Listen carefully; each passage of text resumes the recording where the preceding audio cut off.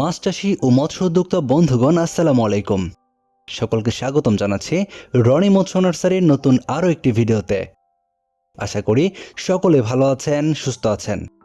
আমাদের আজকের পর্বে যারা বাণিজ্যিকভাবে মাছ চাষ করেন তাদের জন্য আলোচনা করেছি বাণিজ্যিকভাবে কাতলা মাছের চাষ পদ্ধতি নিয়ে।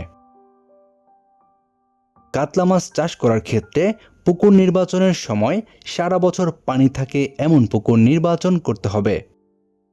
প্রয়োজনে পুকুর থেকে জল বের করা বা জল প্রয়োগের ব্যবস্থা থাকলে ভালো হয়। যেহেতু পুকুরে কাতলা মাছ চাষ করার ক্ষেত্রে একসাথে নানা প্রকারের মাছ চাষ করা হয়, সেজন্য জলের গভীরতা 1.5 থেকে 2 মিটারের মধ্যে অর্থাৎ 4 থেকে 6 ফুট হওয়া বাঞ্ছনীয়। কাতলা মাছ চাষ করার ক্ষেত্রে নির্বাচিত পুকুরের পাড় বেশ উঁচু হওয়া প্রয়োজন, যাতে করে কোনো মতেই অতিবৃষ্টি বা বন্যাতে পুকুরের মাছ ভেসে যেতে না পারে।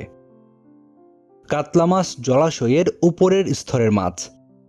এই মাছের মুখের উপরের চোয়াল ছোট হওয়ার কারণে পানির উপরের স্তরের খাদ্য সহজে গ্রহণ করতে পারে এই কাতলা মাছ। কাতলা মাছ উভয়ভোজী প্রাণী, তবে এই মাছ প্রাণী প্লাঙ্কটন অপেক্ষা উদ্ভিদ প্লাঙ্কটন বেশি খেয়ে থাকে। এই কাতলা মাছের খাদ্য গ্রহণের ক্ষেত্রে সাধারণত দুপুর থেকে সন্ধ্যা পর্যন্ত খাদ্য গ্রহণের প্রবণতা বেশি লক্ষ্য করা যায়। এই কাতলা মাছ খুব দ্রুত বর্ধনশীল। এই কাতলা মাছ চাষ করার ক্ষেত্রে আপনারা যে কোনো ধরনের খাদ্য দিয়েও চাষ করতে পারবেন। এই কয়েকটি বিষয় লক্ষ্য রেখে চাষ করলে আপনারা কাতলা মাছ চাষ করার ক্ষেত্রে স্বল্প সময়ে বাজারজাত করতে পারবেন।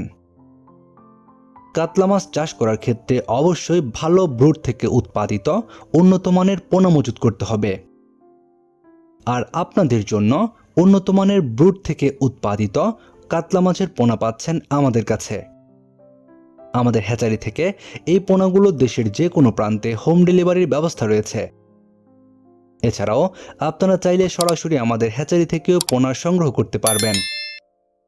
সেজন্য ভিডিওর ডেসক্রিপশন বক্সে হ্যাচারির ঠিকানা দেওয়া রয়েছে,